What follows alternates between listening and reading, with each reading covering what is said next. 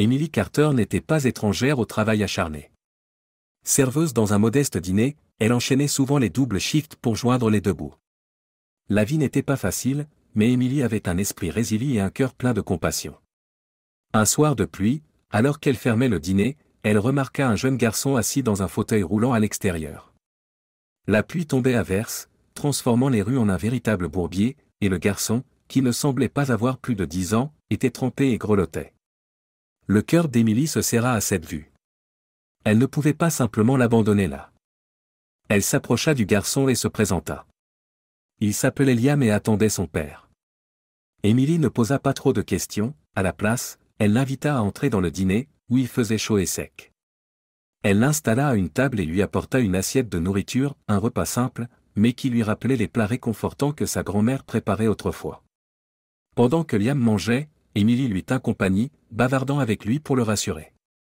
Elle ignorait encore que son acte de bonté était observé de loin. De l'autre côté de la rue, Alexander Grant était assis à l'arrière de sa Bentley élégante, les yeux fixés sur le dîner. Il attendait que son assistante, Olivia, vienne chercher son fils, Liam, mais la pluie l'avait retardé. Alexander était un homme d'une immense richesse et influence, PDG de Grant Enterprises, un conglomérat mondial. Il était habitué à contrôler chaque aspect de sa vie, mais ce soir-là, il se trouva captivé par la scène qui se déroulait dans le dîner. Avant de continuer, n'oubliez pas de vous abonner à la chaîne et de cliquer sur le bouton « J'aime ». D'ailleurs, de quelle ville nous regardez-vous? Écrivez-le dans les commentaires, nous sommes curieux. Il observa Emily, une serveuse qu'il n'avait jamais rencontrée, faire preuve de gentillesse envers son fils sans rien attendre en retour. C'était une scène rare pour Alexander, habitué à ce que les gens cherchent à gagner ses faveurs pour son argent et son pouvoir. Le désintéressement d'Emily toucha une corde sensible en lui. Il prit son téléphone et appela Olivia, lui demandant de recueillir des informations sur la serveuse. Il y avait quelque chose chez Emily qui l'intriguait, et il voulait en savoir plus. Le lendemain, Olivia arriva au dîner pour chercher Liam. Elle était soignée et professionnelle, son attitude précise et efficace. Emily, cependant, se méfia immédiatement. Olivia se présenta comme la tante de Liam, mais quelque chose dans son histoire ne collait pas. Emily avait passé suffisamment de temps avec les gens pour sentir quand quelqu'un n'était pas tout à fait sincère. Avant de laisser partir Liam, Emily lui tendit un cookie au chocolat qu'elle avait préparé plus tôt. Pour la route, dit-elle avec un sourire chaleureux. Liam la remercia, ses yeux brillants de gratitude. Olivia, en revanche, lança à Emily un regard perçant et avertisseur en emmenant Liam hors du dîner. Il était clair qu'Olivia n'appréciait pas l'implication d'Emily, mais celle-ci ne céda pas. Elle avait fait ce qu'elle pensait être juste, et aucune intimidation ne la ferait changer d'avis. Alors qu'Olivia et Liam s'éloignaient en voiture, Emily ne pouvait se débarrasser de l'impression que ce n'était pas la dernière fois qu'elle les verrait. Elle ignorait encore qu'Alexander Grant était déjà en train de préparer des plans qui changeraient sa vie à jamais. Ce soir-là, Emily rentra dans son petit appartement, épuisée mais satisfaite. Elle venait de terminer son service et espérait une soirée tranquille. Alors qu'elle déverrouillait sa porte, elle entendit des pas derrière elle. Se retournant, elle vit un homme grand et bien habillé debout dans le couloir. C'était Alexander Grant. Emily fut stupéfaite.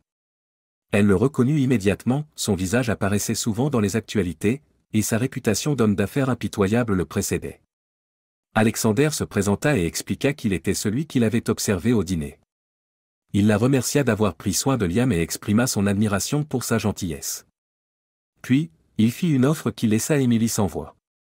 Il voulait qu'elle vienne travailler pour lui chez Grant Enterprises. Le poste offrait un salaire à 6 chiffres, des avantages et des opportunités dont elle n'avait jamais osé rêver. Emily se montra sceptique au début. Elle ne voulait pas de charité, et elle ne souhaitait certainement pas être redevable à un homme comme Alexander. Mais il insista, ce n'était pas de la charité, c'était une opportunité qu'elle avait méritée par ses actions. Emily hésita, son esprit tourbillonnant. Elle avait toujours rêvé d'une vie meilleure, mais cela semblait trop beau pour être vrai. Pourtant, quelque chose dans le ton d'Alexander lui disait qu'il était sérieux. Après un long moment, elle accepta de considérer son offre. Alors qu'Alexander quittait son appartement, Emily ne put s'empêcher de se demander si c'était là le tournant qu'elle attendait. Elle ignorait encore que sa vie était sur le point de changer de manière qu'elle n'aurait jamais pu imaginer. Le premier jour d'Emily chez Grant Enterprises fut un tourbillon d'émotions. Le bâtiment moderne et élégant des bureaux contrastait fortement avec le dîner chaleureux où elle avait travaillé pendant des années. En entrant dans le hall, elle se sentit déplacée dans sa tenue modeste, entourée d'employés en costume impeccable et chaussures brillantes. Olivia, l'assistante d'Alexander, l'accueillit avec un sourire crispé, ses yeux scrutant Emily avec un mélange de curiosité et de scepticisme. Alexander ne perdit pas de temps pour plonger Emily dans le grand bain. Sa première tâche importante fut d'assister aux négociations avec Orion Group, une entreprise qui prévoyait de déplacer sa production à Taïwan. Ce déménagement entraînerait des licenciements massifs, et Alexander voulait qu'Emily aide à convaincre Orion Group de reconsidérer sa décision. Emily ressentit immédiatement le poids de cette responsabilité. Elle savait qu'il ne s'agissait pas seulement de business, c'était une question de moyens de subsistance pour les employés. Alors qu'elle s'installait dans son nouveau rôle, Emily eut du mal à trouver ses marques. Le monde de l'entreprise était rapide et impitoyable, et elle se sentait souvent comme une intruse. Olivia, qui travaillait avec Alexander depuis des années, ne faisait aucun effort pour cacher ses doutes sur les capacités d'Emily. Mais Emily était déterminée à faire ses preuves.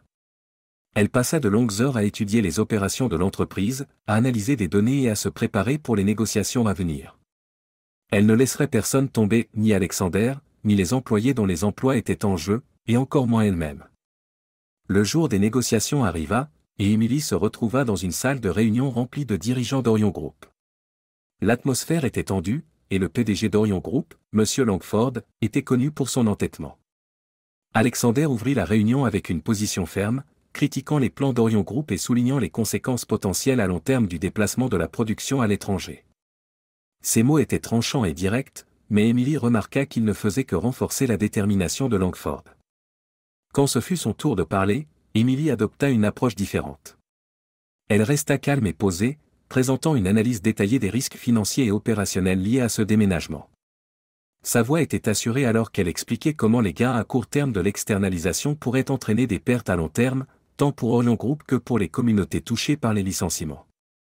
Elle ne parlait pas seulement en tant que stratège d'entreprise, mais en tant que personne qui comprenait le coût humain de telles décisions. Langford, qui avait initialement rejeté Emily comme inexpérimentée, commença à l'écouter plus attentivement. Sa logique était solide, et sa passion indéniable. À la fin de la réunion, Langford accepta de reconsidérer le déménagement, à la surprise générale. Emily avait non seulement tenu bon dans une négociation à haut risque, mais elle avait également gagné le respect de ses collègues et d'Alexander. Alors qu'Emily commençait à se sentir à sa place chez Grant Enterprises, une crise éclata. Des données financières de l'entreprise furent divulguées à la presse, et les preuves pointaient directement vers Emily. La fuite provoqua un scandale, entachant la réputation de l'entreprise et mettant la carrière d'Emily en péril. Elle était dévastée. Elle avait travaillé si dur pour faire ses preuves, et maintenant tout semblait s'effondrer. Cependant, Alexander refusa de croire qu'Emily était responsable. Il connaissait son intégrité et lui faisait entièrement confiance. Avec Olivia, ils lancèrent une enquête interne pour découvrir la vérité. Emily, quant à elle, fut mise en congé temporaire, son avenir dans l'entreprise suspendu à un fil. Les jours qui suivirent furent une agonie. Emily se sentait trahie et impuissante, mais elle refusa d'abandonner. Elle était déterminée à blanchir son nom, quoi qu'il en coûte. L'enquête mena Alexander et Olivia à Ethan Carter, un manager senior chez Grant Enterprises. Ethan travaillait dans l'entreprise depuis des années et était très respecté, mais sa jalousie face à l'ascension rapide d'Emily l'avait poussé à la saboter. Il avait divulgué les données financières pour la discréditer et protéger sa propre position. Lors d'une réunion tendue du conseil d'administration, Emily présenta les preuves contre Ethan. Sa voix était ferme alors qu'elle exposait les faits, révélant sa tromperie et sa manipulation. Alexander se tenait à ses côtés, son soutien inébranlable. Ethan, réalisant qu'il avait été démasqué, tenta de se défendre, mais les preuves étaient accablantes. Le conseil vota à l'unanimité pour le licencier, et le nom d'Emily fut blanchi. La victoire fut douce amère. Emily avait prouvé son innocence, mais l'expérience l'avait secouée. Elle réalisa que le monde de l'entreprise ne se résumait pas à la stratégie et au succès, il s'agissait aussi de naviguer parmi les trahisons et de défendre ce qui était juste. En quittant la salle de réunion, elle ressentit un regain de détermination. Elle avait affronté son premier grand défi chez Grant Enterprises et en était ressortie plus forte que jamais. La route devant elle ne serait pas facile, mais Emily était prête à l'affronter de front. Avec la crise derrière elle, Émilie commença à s'épanouir chez Grant Enterprises. En tant que vice-présidente de la stratégie d'entreprise, elle put mettre en œuvre des changements alignés sur ses valeurs. Elle lança des initiatives pour améliorer l'éthique du travail, garantissant des salaires équitables et de meilleures conditions de travail pour les employés des opérations mondiales de l'entreprise. Elle créa également des programmes de mentorat visant à autonomiser les jeunes défavorisés, leur offrant des opportunités de réussir dans le monde de l'entreprise. L'une de ses réalisations les plus marquantes fut la création de la Fondation Carter Grant, un centre communautaire financé par Grant Enterprises. La fondation se concentrait sur la fourniture d'opportunités éducatives et professionnelles pour ceux dans le besoin, reflétant la conviction d'Émilie qu'il fallait redonner à la communauté. Ce projet lui tenait à cœur, et elle y consacra toute son énergie pour en faire un succès. Alexander observa la transformation d'Émilie avec fierté. Il avait vu son potentiel dès le début, mais même lui fut impressionné par le chemin parcouru. Olivia, autrefois sceptique envers Émilie, la respectait désormais en tant que collègue et leader. La culture de l'entreprise commença à évoluer, devenant plus inclusive et bienveillante sous l'influence d'Émilie. Malgré son succès, Émilie n'oublia jamais d'où elle venait. Elle rendait souvent visite au dîner où elle avait travaillé, retrouvant ses anciens collègues et se remémorant ses jours en tant que serveuse. Ces visites la gardaient humble, lui rappelant la gentillesse et la résilience qu'il avait menée jusqu'ici. L'inauguration de la Fondation Carter Grant fut un événement mémorable. Le centre communautaire se dressait comme un symbole d'espoir et d'opportunité, un témoignage du travail acharné et du dévouement d'Émilie. L'événement réunit des employés, des membres de la communauté et même certains membres du personnel du dîner qui avaient soutenu Émilie dans ses débuts. Alors qu'Émilie se tenait sur scène, elle regarda la foule et ressentit une vague d'émotion. À ses côtés se trouvait Alexander, son habituel stoïcisme adouci par un rare sourire. De l'autre côté se tenait Liam, désormais étudiant en première année. Il avait tant grandi depuis cette nuit pluvieuse où Émilie lui avait montré de la gentillesse pour la première fois. Sa présence était un rappel de tout le chemin parcouru. Quand ce fut son tour de parler, Émilie prit une profonde inspiration. Cette fondation est bien plus qu'un simple bâtiment, commença-t-elle. C'est une promesse de créer des opportunités pour ceux qui en ont le plus besoin. C'est un rappel que, peu importe où nous commençons dans la vie, nous avons tout le pouvoir de faire la différence. La foule éclata en applaudissements, mais les yeux d'Émilie se posèrent sur Liam. Il souriait, son visage empreint de fierté. À cet instant, Émilie ressentit un profond sentiment d'accomplissement.